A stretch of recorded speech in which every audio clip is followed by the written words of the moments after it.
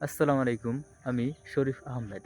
আজকে আমি আপনাদের সাথে আমাদের দৈনন্দিন জীবনের খাদ্য অভ্যাস এবং সুস্বাস্থ্য নিয়ে কিছু কথা বলবো।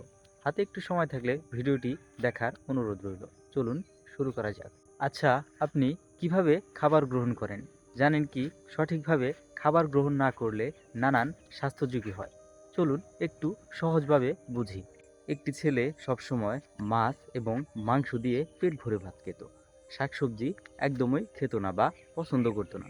ফলে তার নানান ধরনের সমস্যা হতো।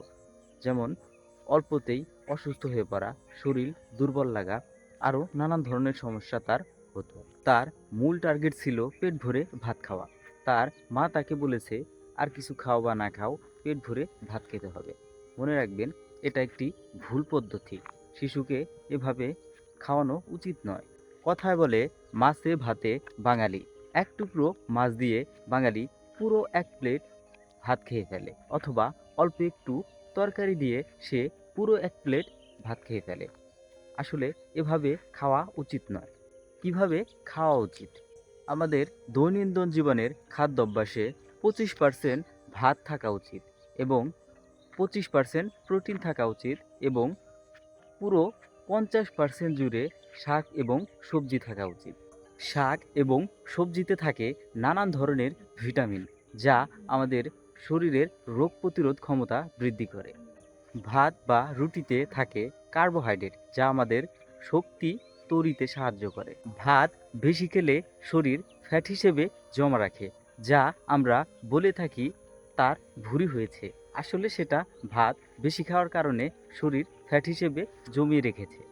মাছ এবং মাংসে থাকে প্রোটিন, যা আমাদের শরীরের কোষ গঠন করতে সাহায্য করে। মনে করে দেখুন, শুরুতেই বলেছিলাম একটি ছেলে শুধু মাছ এবং মাংস দিয়ে পেট ভরে ভাত খেত। শাকসবজি একদমই খেত না। সে সবসময় অসুস্থ থাকতো। তো সে যেই মুহূর্তে শাকসবজি খাওয়া শুরু করলো, তার শরীরে সে নিজেই পরিবর্তন অনুভব করলো।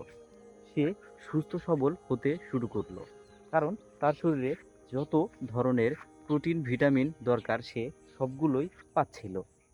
ফলে সে আগের থেকে অনেক সুস্থ হতে শুরু করছিল। তো আমাদের শাকসবজি খেতে হবে।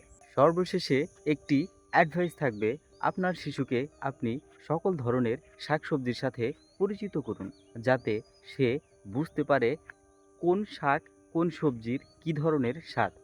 সে সকল ধরনের পুষ্টি গুণাগুণ নিতে পারে। এতে আগামী দিনের তরুণ প্রজন্ম হবে অনেক মেধাবী এবং সুস্বাস্থ্যবান।